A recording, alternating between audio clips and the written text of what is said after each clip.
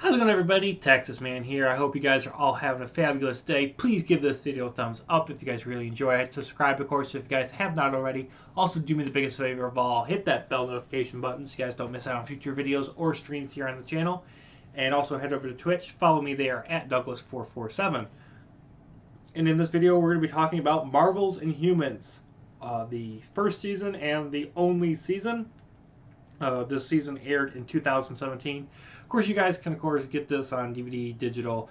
I ended up watching this on Disney Plus. A friend of mine recommended me to end up watching this, and so I did. I watched all 8 episodes.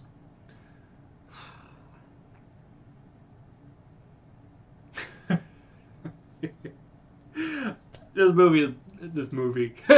should have been a movie because this show is bad.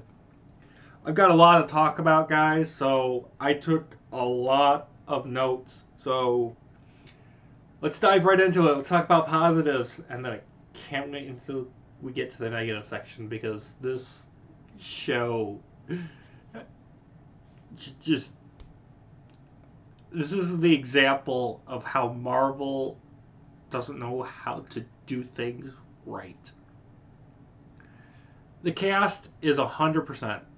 Including people from Lost. Most of the episodes are about 45 minutes of breathtaking action and average special effects. This is a show about a group of superhumans called Inhumans, and they live on the moon in the city called Attilan. And it's cloaked from humans on Earth because the Inhumans fear humankind and that they think that humankind would wipe them out. Honestly, guys, it was awesome to see the royal family live action, including Black Bolt, Medusa, Maximus, the Royal Guard, the Guard Dog, Crystal, and Mortis, and a bunch of other people. It was just cool to see the Inhumans also on Earth in live action and seeing them have to adjust to human society, especially on Hawaii, and it leads to a lot of great funny moments and side quests and things that happen. It was really also cool to see the Inhuman society, their rules and their customs, and how poorly designed and flawed their system of deciding where people are placed based on their powers or lack thereof leads to Maximus starting the Civil War against Black Bolt, his brother.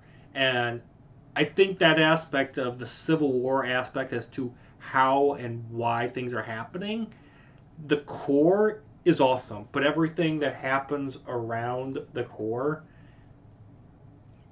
just doesn't come together in a cohesive manner. Character backstories are all complex and complicated, and nearly everyone has time to grow and expand. Maximus as a villain, amazing. I'm happy that they kept Maximus. I've read the comics, so I know everything about the Inhumans. Maximus as a villain, he doesn't just do evil things because he's a bad guy. He does evil things for a good reason. He wants the Inhumans to thrive, whether that be on the moon in Attilan City or to go back to Earth and be able to go back to where they originally were from. He doesn't want the Inhumans to constantly be hiding. He doesn't want his brothers and sisters constantly having to be cloaked, to be invisible to the rest of the world, to the rest of other planets in the universe. I enjoyed the rivalry between the family members and the difference between the Inhumans and the humans. This is a very dark but also funny family adventure that I'm sure most people will be able to find something that you guys can latch onto and enjoy. I keep saying film. This is, to me, it's a movie because of how short it is. But this show, it really drives home the question: what does it mean to be human?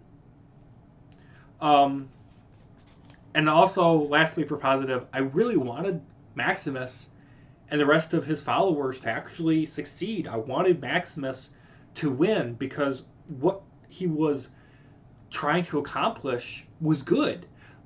The way he was going about it, though, was wrong, and unfortunately, it leads to the disaster of Adelan City being destroyed, and everyone has to evacuate, leave, and come back to Earth.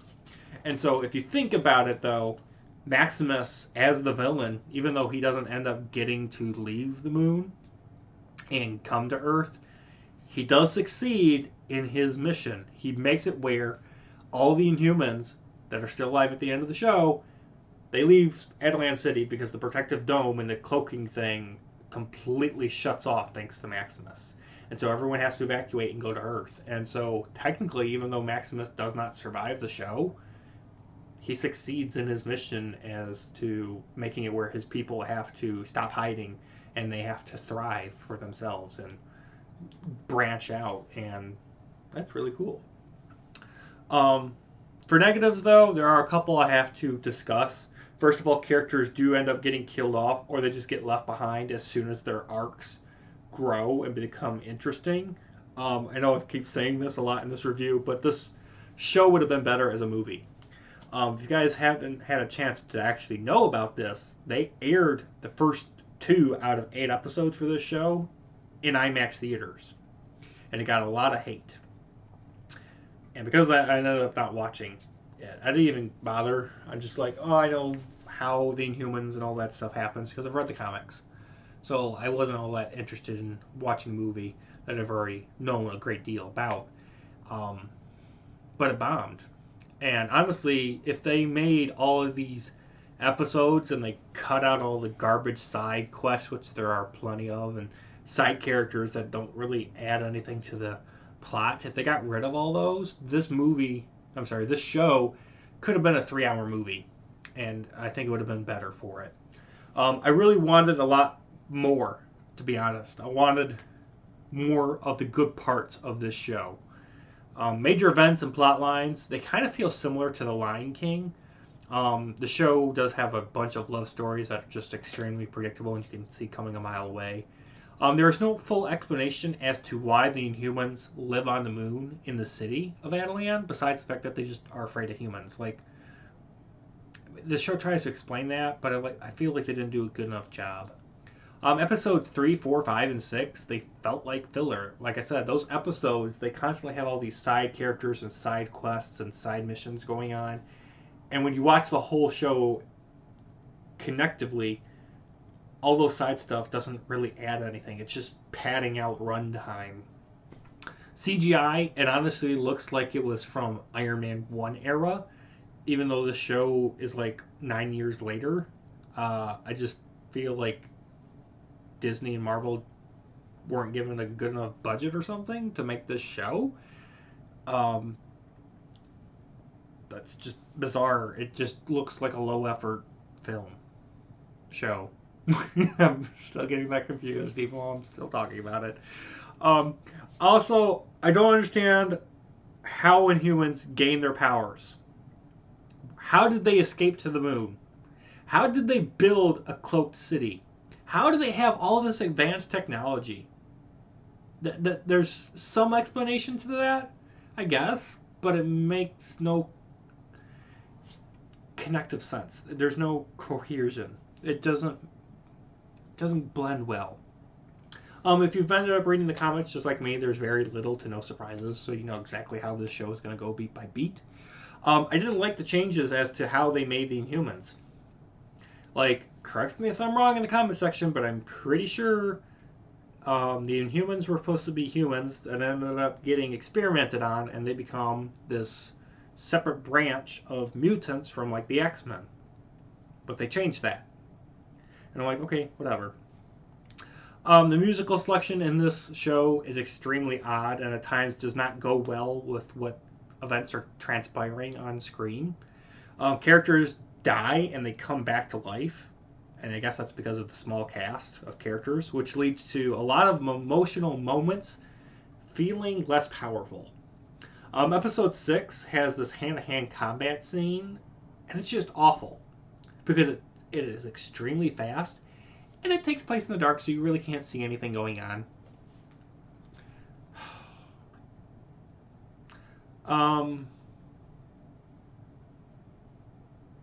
And lastly, this is a question that makes the whole show kind of seem weird. There's this, I guess, alien threat that they establish in episode 8, the last episode. They establish that there's this other alien threat, and I'm like, this is interesting. And the reason because of this alien threat being so interesting is because Black Bolt had to be king instead of Maximus when they were younger. Because Black Bolt as a king was essential to protect Adelan.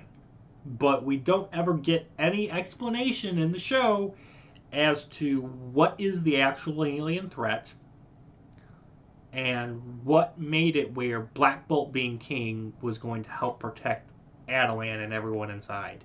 There's no question to that. And that was a very important thing that they needed to answer, and they never did.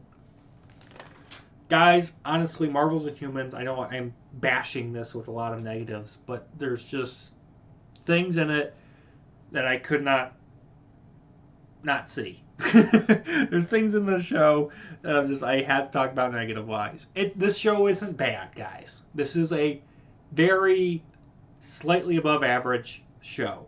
I highly encourage you guys, if you haven't read the comics and you have no idea about the Inhumans, if you have no knowledge of the Inhumans, this show will be a good introduction into that part of the Marvel mythos.